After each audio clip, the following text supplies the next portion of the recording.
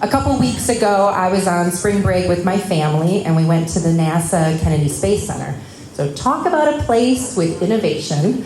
There was the Atlantis shuttle, so innovations achieved, and then all this cool, amazing stuff of how we're going to have rockets that don't use fuel, and virtual reality, what's it going to be like to live on the moon someday. It's cool huts, by the way, and then go over to Mars.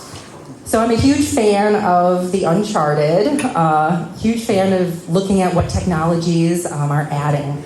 And I think part of what I really like about it is the collaboration and the creativity and the people from all different industries that come together to make that possible.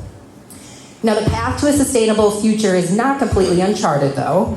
Who has heard of Project Drawdown? Great. So Project Drawdown is a resource, it's a framework that outlines practices and technologies currently available and scalable today to address climate change. And I just bring that up to remind us that unlike going to Mars, there are steps right now to reduce greenhouse gases as we continue to innovate as well.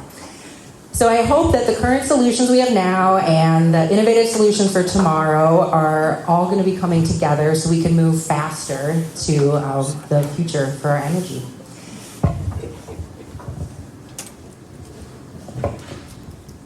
So Sustained is about 20 years old. We work with businesses, organizations, and individuals to learn, connect, and take action for sustainability. We have a number of different suites of programs. We have education series like this one. We have workshops that are in specific areas, also other connection activities, some nature programs as well. We also work with businesses and organizations to develop plans and implement those actions. So, if you have an idea in your head of, I think we want to do this, we are a resource to help you make that happen. We run an energy efficiency program with affordable rental housing. We've currently been able to improve energy efficiency and comfort in over 180 units of affordable housing across Dane County. We also are responsible for the free food scrap drop-off programs in Madison. So 3 farmers markets during the farmers market season. You can bring your food scraps, and then they will be moved to a farm to turn to compost instead of going into the landfill. We also do programs to support young people in the next generation. We work in elementary schools, and we also have a summer youth employment program. I hope you enjoy the program today, and I'm going to pass the mic over to my colleague.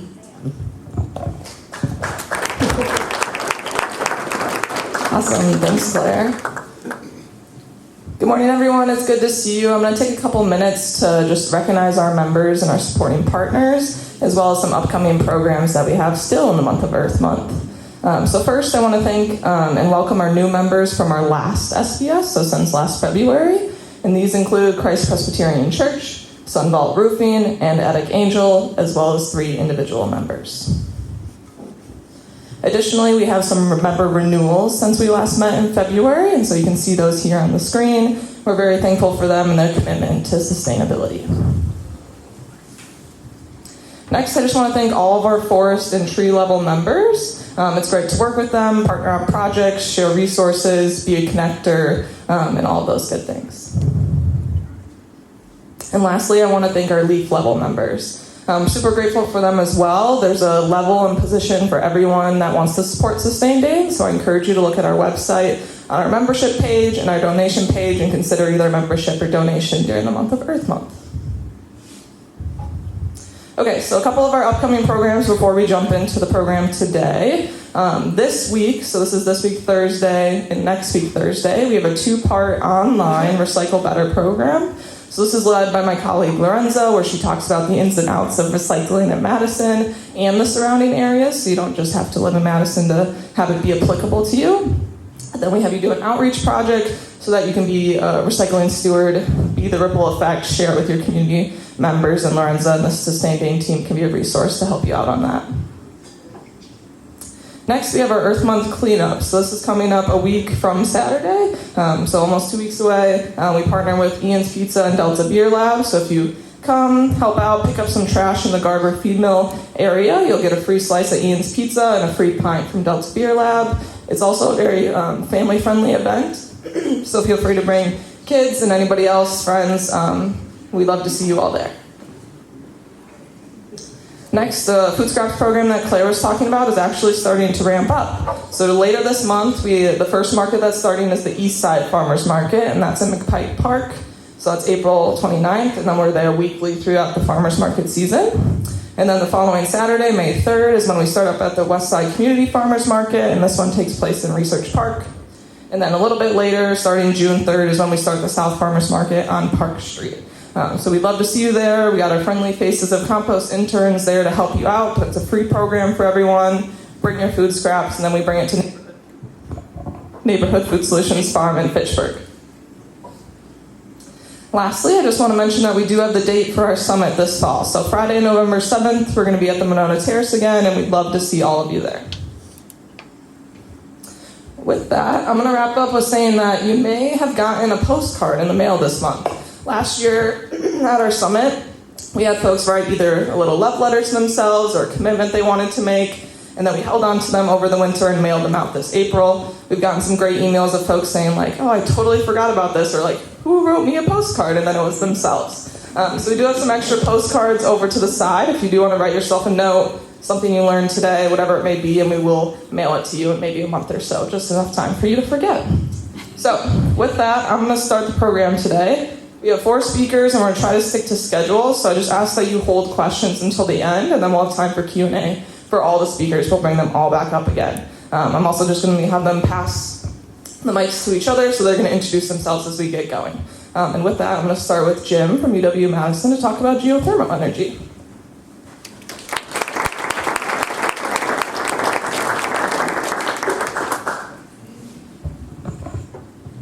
All right, well, good morning. Well, I am going to take 30 seconds and ask a question. Why do we have bathrooms? Where did that name come from? Nobody has an idea. I will allude that this is the history of geothermal.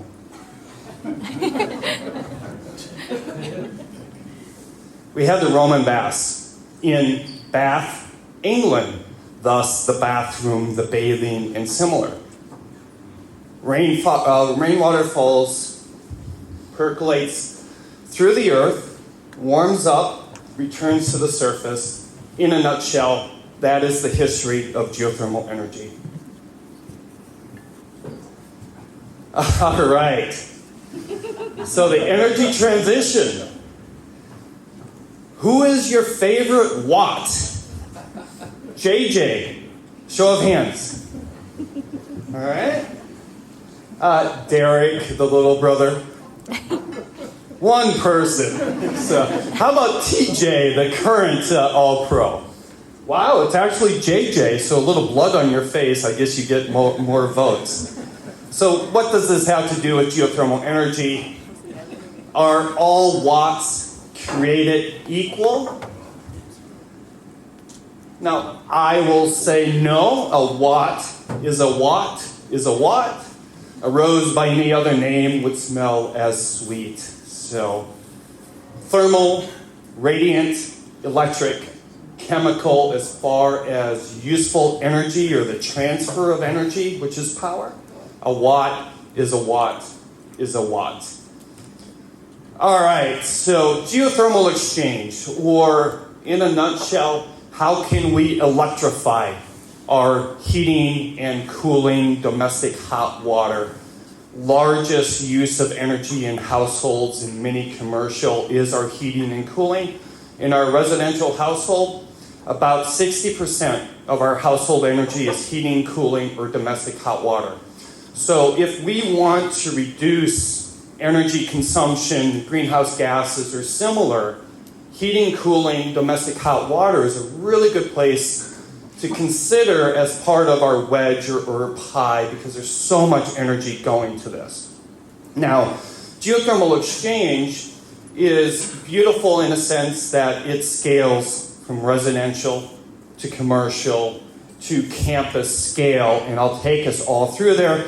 I won't do my little M dots or mass in motion type stuff, but I will say it's pretty uncomplicated. That is a water source heat pump That is an air source heat pump at a residence. What we're doing is we're circulating water that comes from wells that we drill into the ground. So our residence right there, that's that heat pump, maybe 300, 400, 500 foot deep wells. We use the earth as a thermal battery, and in the winter, we're bringing heat back up from our thermal battery, and in the summer, we're dumping heat back into the earth. And we do this very, very efficiently. So how efficiently? So I just had one of my graduate students do a energy comparison using actually she used my household energy use. And the heating cost per million BTUs, variable speed, ground source heat pump, $11.70. It is the most efficient heating source that we have. Cooling cost per million BTUs, $1.44. Air source heat pump is in the middle there. And so, wow, this is just, why don't we just do this everywhere? It's so economical. The reason is we have to do the payback for drilling those wells, which is about $25 per vertical foot. So if we put in a $15,000, $20,000 drilling campaign, we need about 10 years to pay back that capital in these costs, all right? So let's define the market. The commercial building market, this is Badger Rock Public Charter School here in Madison. They have geothermal exchange. This is just a graphic of how it might look in a school district. A very common and good application for geothermal exchange. Again, we are just moving water through a closed pipe system to recover that heat and or exchange heat in the summer, and we do it very efficiently. All the way to campus scale system. This is just a vision of what Epic Systems looks like. Epic Systems, everybody's heard about it, right? Medical software. Yeah, it's okay, raise your hand, it's fine. So about 12,000 people on their campus, typically. Their entire campus, heated, cooled, domestic hot water by geothermal exchange, the largest system in North America, if not the world. If I could, read Mandarin, maybe there's a bigger place somewhere, but I know in North America it's the largest site. They have close to 7,500 feet deep wells at Epic. Field 4, 2,596 bores. So we can do this at residential scale. We can do this at campus scale, universities, corporate complexes, and similar. Takes really cool equipment. So this is multi-stack. This is a Wisconsin company. So we're making these heat exchangers here in Wisconsin, domestically. That is a chiller with one of my graduate students. Also from multi-stack, 915 tons. Your system at home might be 1 or 2 tons. We have 915 tons. Can I just project for just a little bit? Sorry.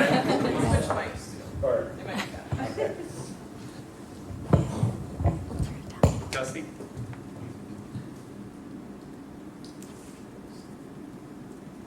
All right, testing. Testing. Project. Last couple minutes. Testing 1, 2. All right. I'll try to be a rock star and hold it as close as I can. But again, Sparta, Wisconsin. We also have Train in La Crosse. So very domestic, very close by.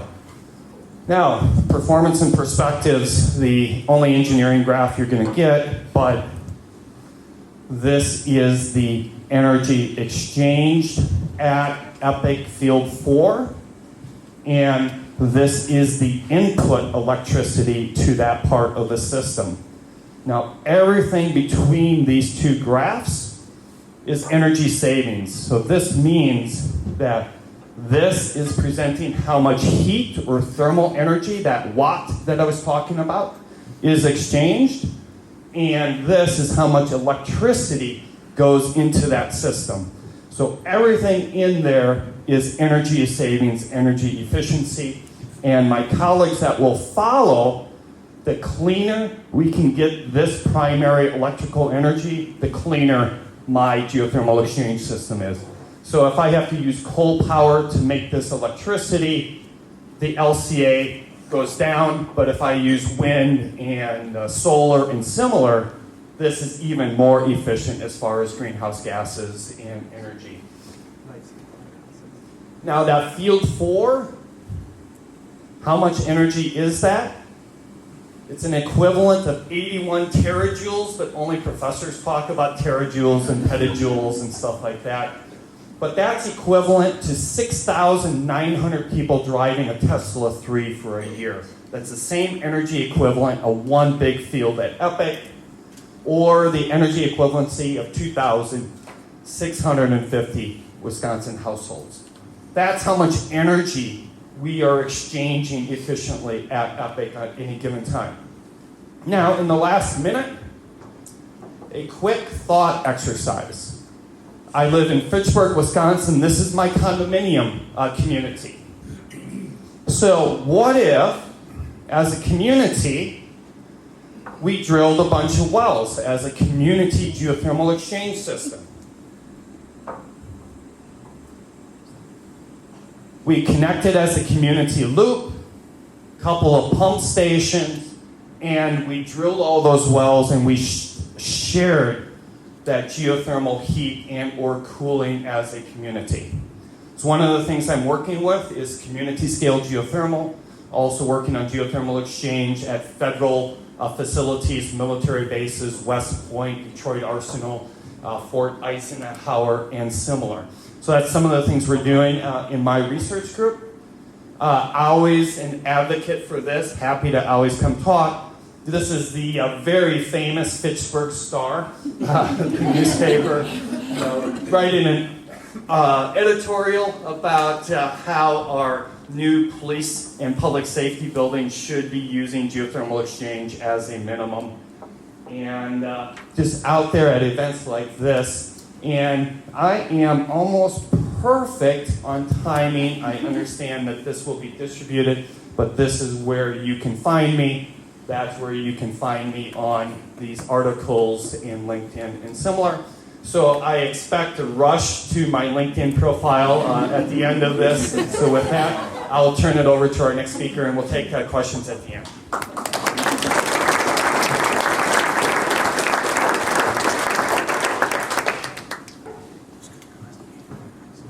All right. Thank you, Professor Tinjum. Very fascinating. Geothermal technology. So, hi everyone, my name is Louis Dill. I'm a sustainability project engineer at Rehlko. Today I will talk to you about hydrogen fuel cell power systems. And I happen to have one of these handy cards I mailed myself for all the notes I'll be using for today's presentation. Quick agenda for today's conversation. The text is a little small maybe, but quick intro of who is Rehlko. A little background on why do we consider hydrogen as an alternative fuel, and then give you a little background on the fuel cell technology, how it works, what's in it, and a case study, how we deploy it at a hospital in Washington State. And last but not least, wrap up with some trends to give you the bigger picture of the market, opportunities, and barrier to scale. There will be a little more information than I have the time to talk through in detail, but this slide will be shared with you afterward for reference. So who is Rehlko? If you asked me the question a year ago, I'll be like, what are you talking about? Because it's a really new brand for a company that actually has a long history. So for over 100 years, we are an energy division at Kohler Company that you may have heard of. Kohler Energy, Kohler Generator, Kohler Engines. So since founding in 1920, we have been providing power solution to For example, the construction of the Hoover Dam throughout the World War II, as well as a lot of the development into how to build a good generator and engine product for the industrial, for commercial application over the years. And we have gone through a lot of acquisition over the last couple of decades. Now we have grown into one of the largest energy resilience equipment manufacturer globally. So Rehlko, you may have noticed, is actually an anagram of Kohler. It's intentional to recognize that history of over 100 years of collaboration, but also emphasize the words on resilient, so starting a letter with RE, because it is our company's mission statement to create an energy resilient world for a better future. So there are over 9,000 employees globally at Rehlko across over 80 locations. We have 6 business units that are covering 3 major areas, including an industrial energy system, powertrain technology, as well as home energy. And there's a variety kind of product, solution, availability that we're providing. But today I'm going to focusing on the clean energy solution that we're investing into the hydrogen solution, a fuel cell power system. So to set up the background a little bit, I want to give you a little basic, bring you back to middle school chemistry class. One of the first chemical equation you learn is probably this one. 2 hydrogen molecules combined with 1 oxygen molecule, you can produce 2 water molecules and heat, right? So the reason that we consider hydrogen as a clean fuel is because there's no CO2 or other greenhouse gases emitted at the other end of the equation. So if you can harvest this energy during this process, then you can generate electricity, you can leverage it as an energy source. So how to make this equation work in real life? There are typically 2 ways. You can either burn it, combust it, right? So you can use an internal combustion engine, for example. This is actually a development project that Kohler, or Rehlko, I should say, engine we developed as well. It's a direct injection of hydrogen to burn hydrogen to create, water and then harness the energy in between. But you can also capture the electron movement between the molecule and capture electricity through an electrochemical reaction. This is what a fuel cell is about. So you don't really burn the 2 gas, you don't actually let them interact directly, but you are creating an environment to allow the electron to flow through it, and I'll show you a little better graphic to demonstrate. But the benefit of using either fuel cell or a combustion of hydrogen is there's no emission at the point of use. Right, there's only water vapor as product, and if you use it for transportation sector, you can fill it up faster and drive longer distance. And the image on the bottom left is a Toyota Mirai, which is a fuel cell electric vehicle that is running on hydrogen. And then you can also decarbonize industrial sector, thinking about the large greenhouse gas emitting sector like steel, iron, cement, concrete, manufacturing. It all require a lot of heat as an input, right? So if you're using hydrogen as a potential fuel, you can reduce the greenhouse gas that's coming out from that industrial processes. And last but not least, if you can reverse the equation, right? If you electrolyte water and turn that into hydrogen and oxygen, you can use it as a potential energy storage method as well. That's why we're looking into hydrogen as a potential fuel source. So how does the actual PM fuel cell, which stands for proton exchange membrane, fuel cell works? It's supposed to be able to grab it, but it's not moving. But what it intends to show you is that they're breaking the hydrogen into a proton and an electron. So the proton is the only molecule that this membrane that allow it to pass through. But then the electron, it couldn't go through the membrane, so you have to go around it, right? So what it essentially does is creating an electric circuit that you can capture the electricity through the process, and on the other end, the electron and proton meet with the oxygen that produce the water vapor, right? So that's the physics behind, and through this process, you produce electricity, heat, and water. So what goes into a hydrogen fuel cell system? So this is a breakdown of the different key components. One of at the heart, the core of it, is the fuel cell module. So we actually collaborate with Toyota, leveraging their over 30 years of experience in developing the fuel cell module. We pack them together, right? We are the expert of building generator. We are not an expert of building the fuel cell module itself. So we are able to develop a generator product, package the the fuel cell module with radiator cooling system, with cooling fan, DC-AC inverter, controller, breaker, battery module, as well as other components to tie everything together into a compact 10 feet by 10 feet cube of hydrogen fuel cell power system.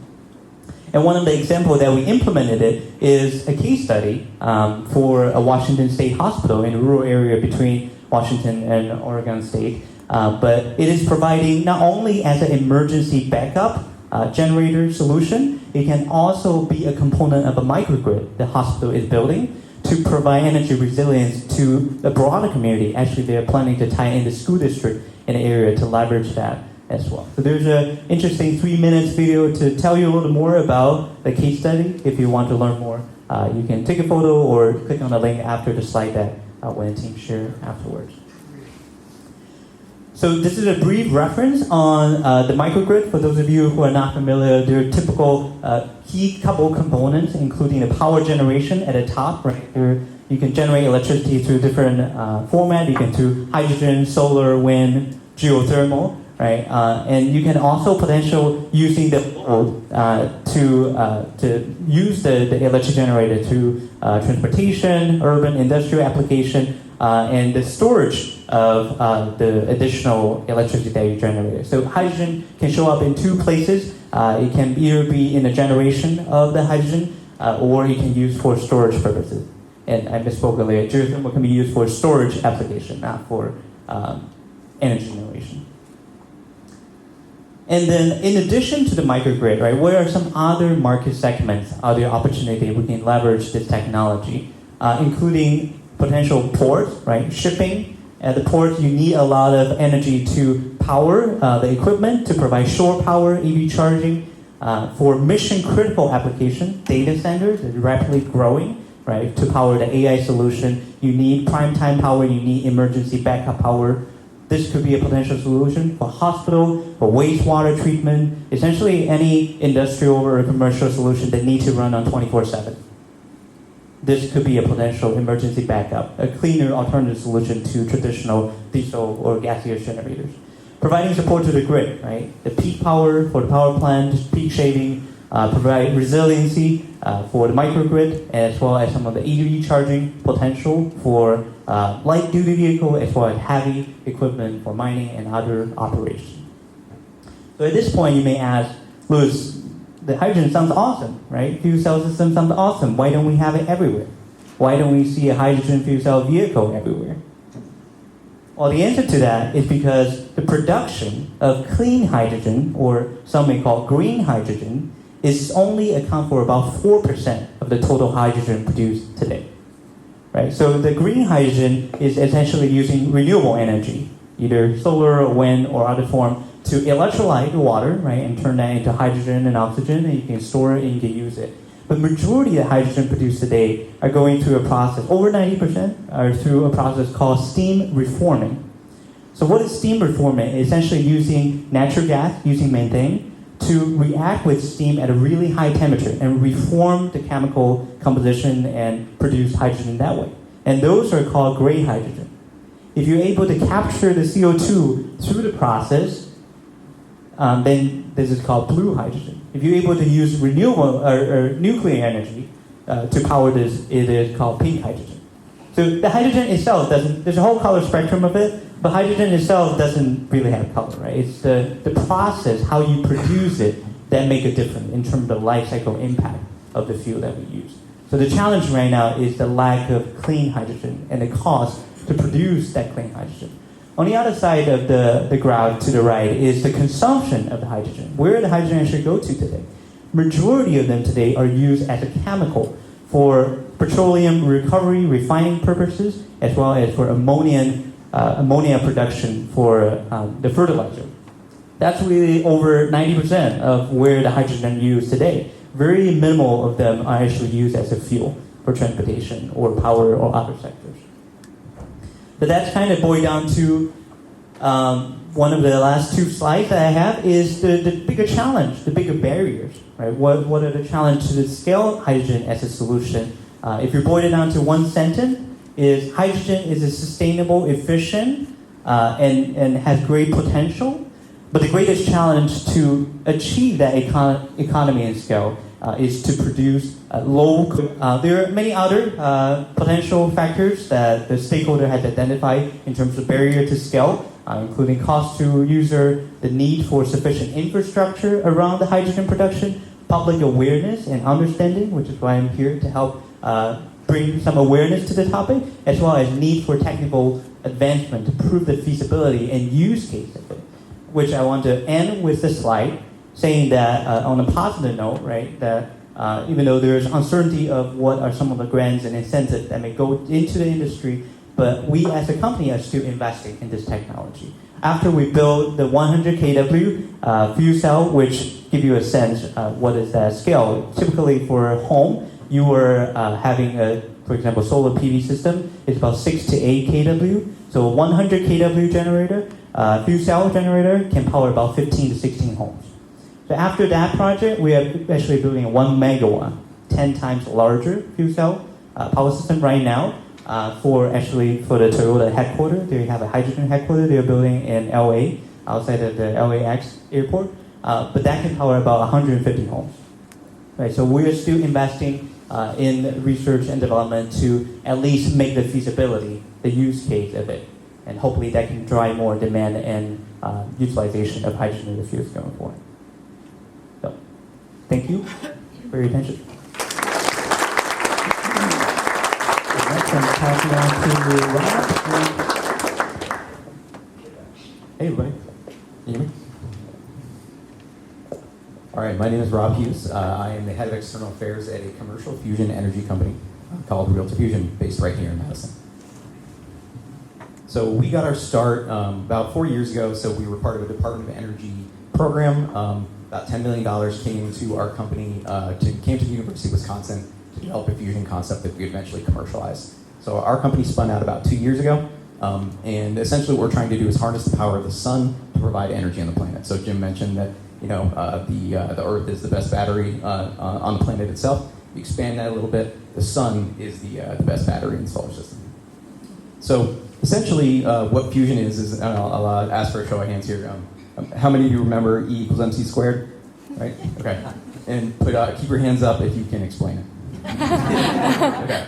All right. So essentially, what that is we discovered that energy and mass are essentially equivalent, right? So you can by splitting off a very small amount of mass, you can create a ton of energy. So what fusion does is splits off a very, very small amount of mass and creates a ton of energy, right? So the amount of energy you can create by splitting off one little part of the atomic nuclei can power a ton. So essentially here is an opportunity for us to create power with no long-lived nuclear waste and nearly infinite fuel and almost zero impact on the environment. So if we can figure out how this thing works and we can get it to commercialize, massive impact on sustainability for the planet at large.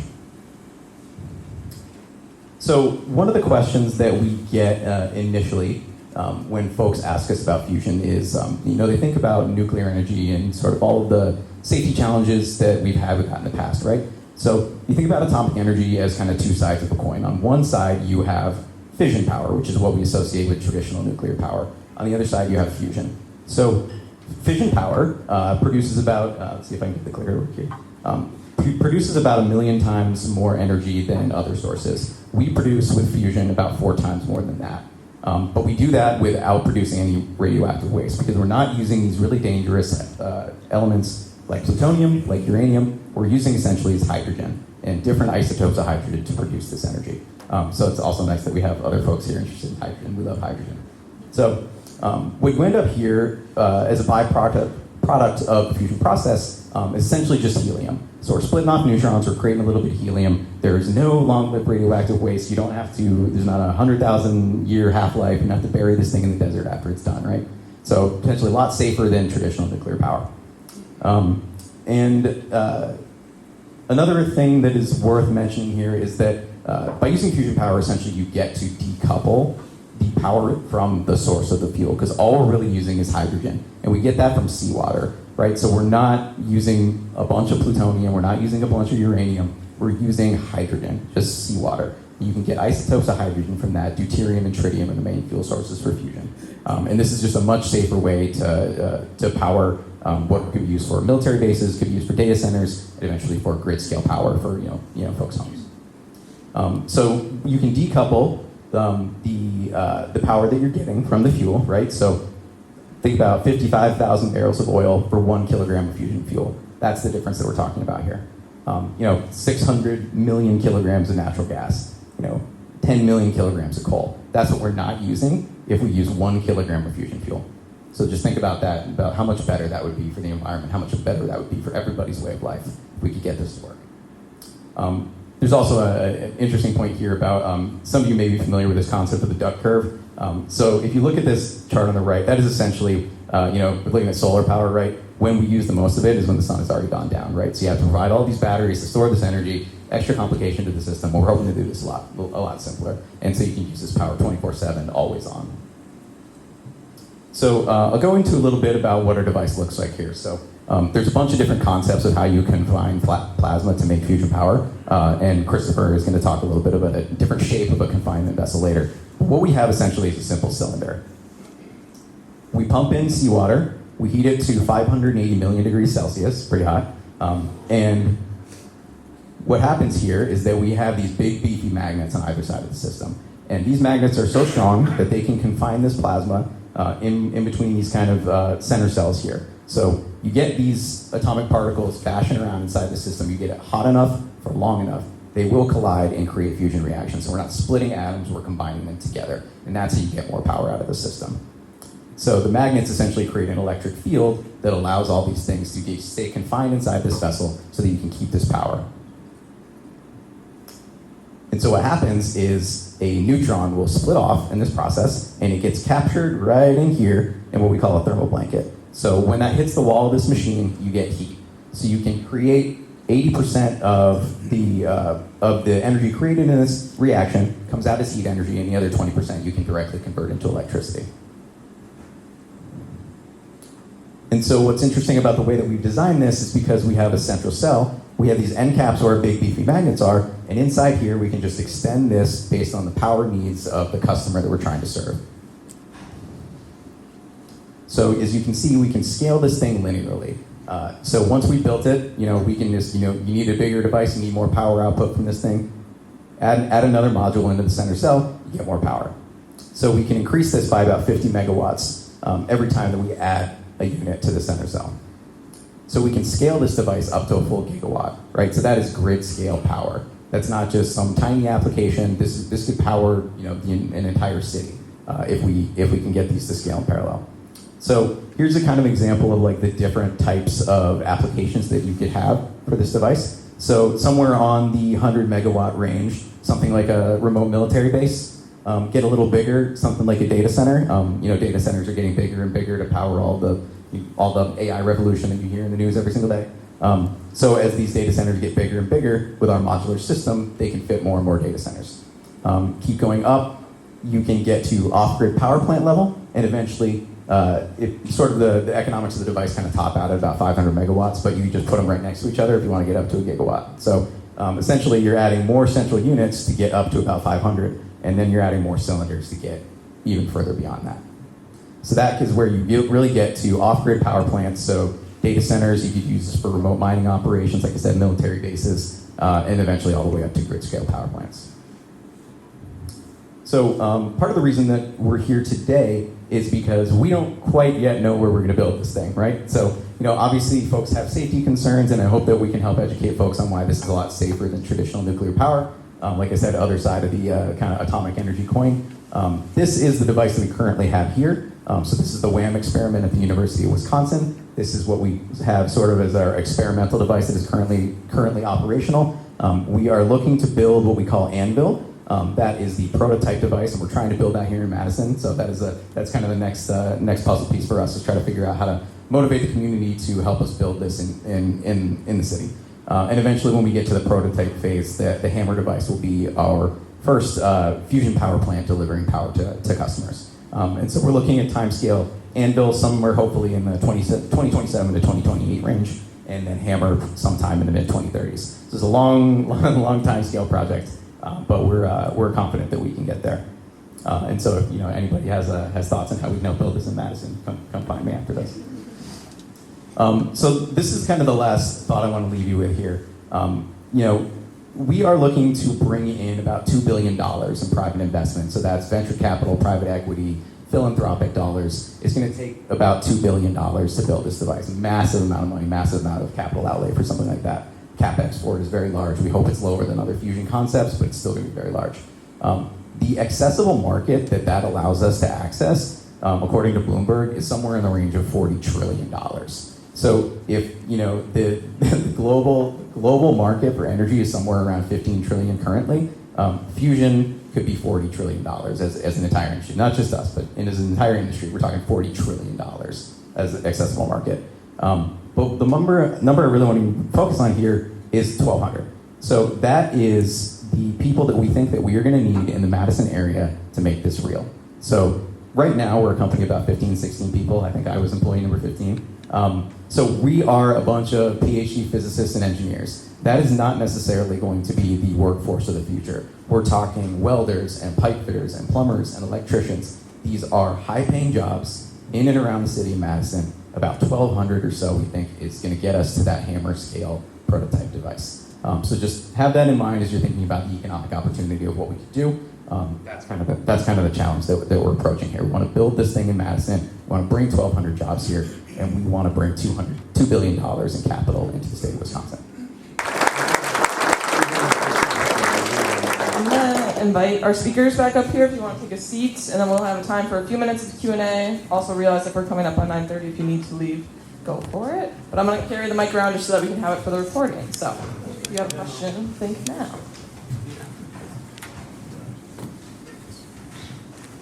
I have a question for Realta or Fusion, just a technical question.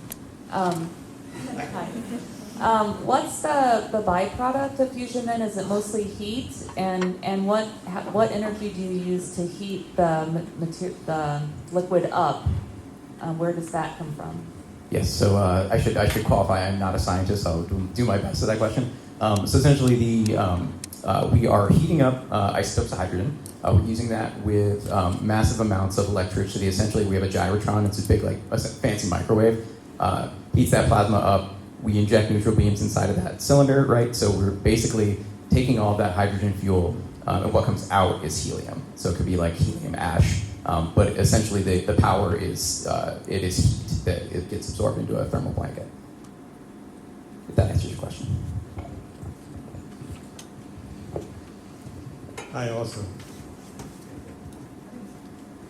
Hello. I also have a question for the fusion guys. I'm also a physicist, and when I first went to graduate school in the 70s at UW, I saw the stellarator. It was there then. Okay, as far as I know, it's never been able to produce more power out than you put in, and that remains the case in all fusion projects that are going on. So the question that started then was, when? Okay, now, there's been reports in the last couple of months of tokamaks in Europe and in China being able to maintain a stable 100 million degree plasma for 20 minutes. That's a great breakthrough. Does any of your devices put out more power than you put into it yet? And if not, when? So you're correct, and I think we have just recently published our physics basics papers. There are 6 of them showing that we, using supercomputers, looked at I think 1,500 different stellarator designs and really asked the question: is this feasible? Is this going to work? Chris Hegna from University of Wisconsin, he is one of the, and Dr. David Anderson were the 2 folks who designed the HSX stellarator here at University of Wisconsin-Madison. Using their research and some of the questions they've encountered, I think, again, the challenges around, do we have computers that can help us engineering a stellarator that will actually work? In theory, they have been able to show us that they can work. Our physics basis papers show that we can. There's nothing in the way of us being able to produce steady state fusion reaction. But again, we're at a stage where that technology has met the need for physics and engineering to meet that. There was another part of your question I forgot. Maybe Robb has something. Yeah, so I can just add to that, right? So what's interesting about our device is that essentially it was the sort of premier way of creating fusion in about 1970, 1980, somewhere around there. And that's about the time that the federal government decided that it had other priorities and didn't want to continue to fund this research. So this is technology that if, 40 years ago, let's go all the way back to, 40, 45 years ago, if we had continued funding this research, we would already have fusion machines that would produce more energy than they're putting into them.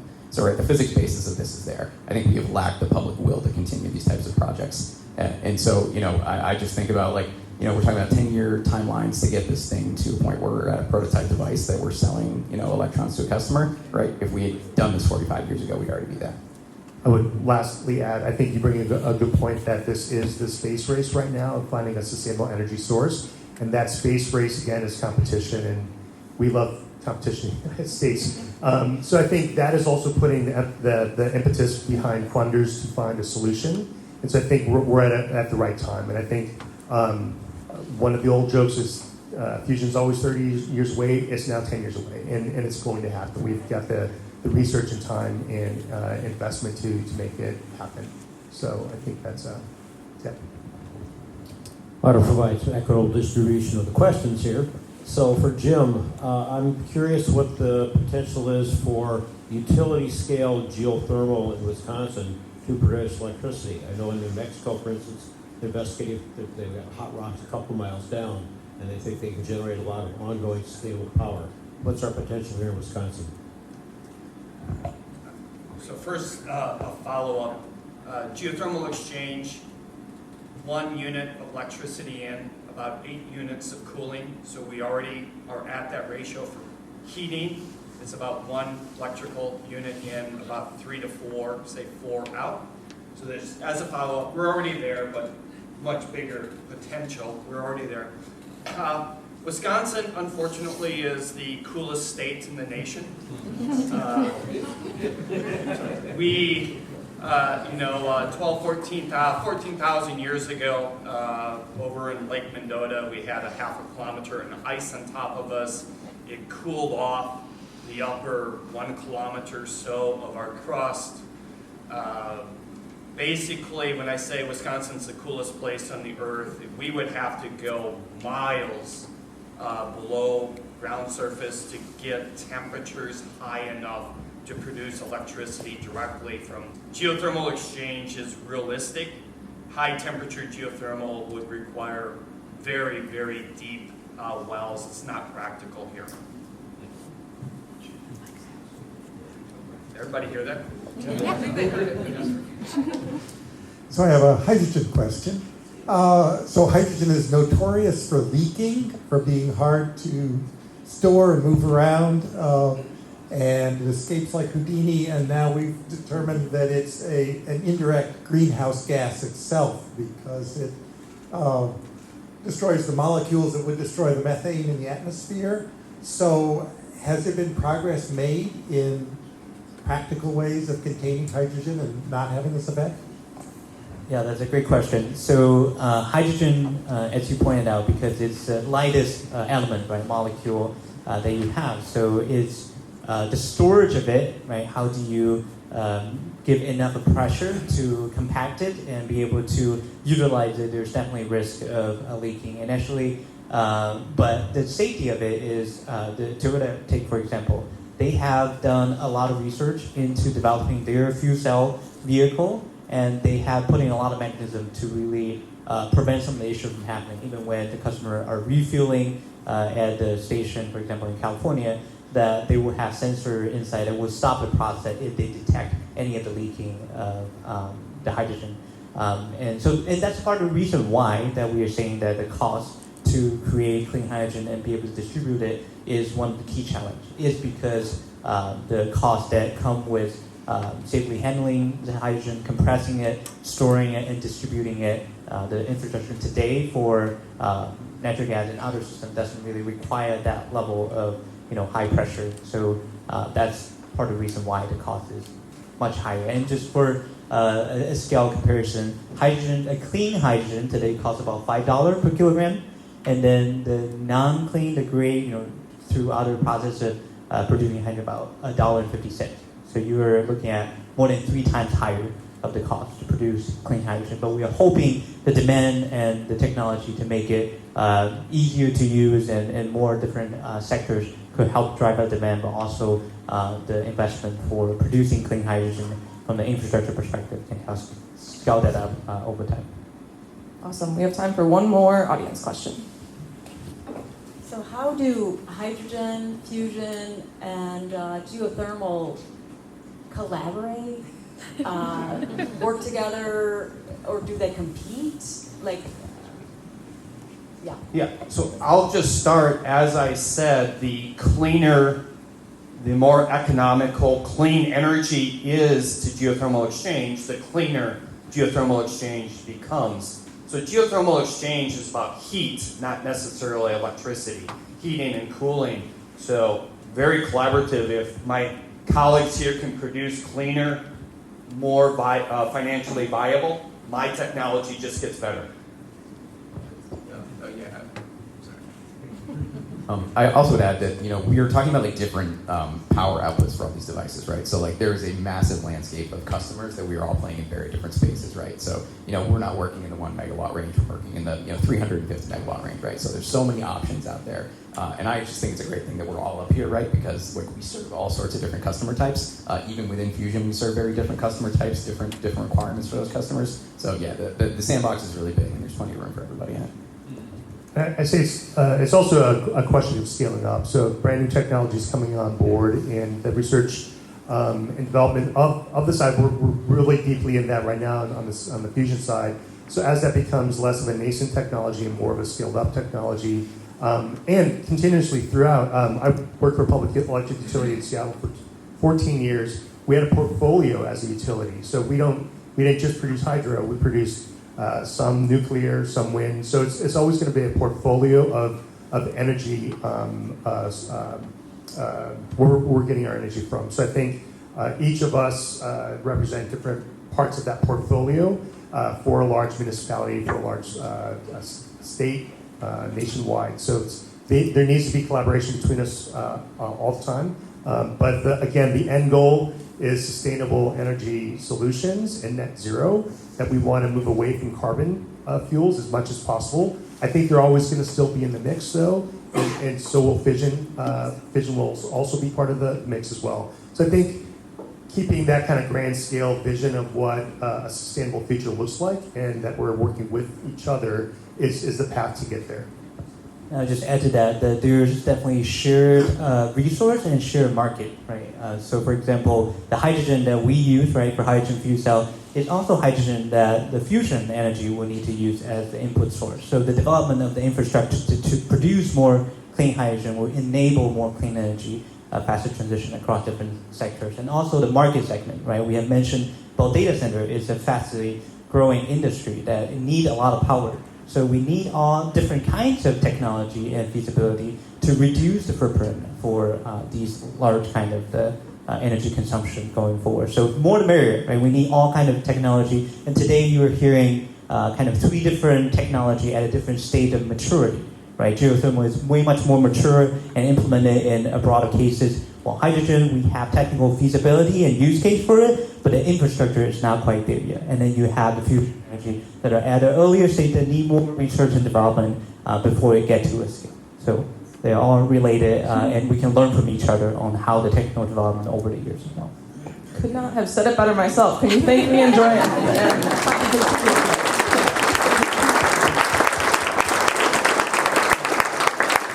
That's all we have time for. Speakers will probably stick around for a little bit. If you have any questions, also share their contact info in the follow-up email. A couple things before we go. I wanted to thank Realta Fusion for sponsoring today's program and supporting us. And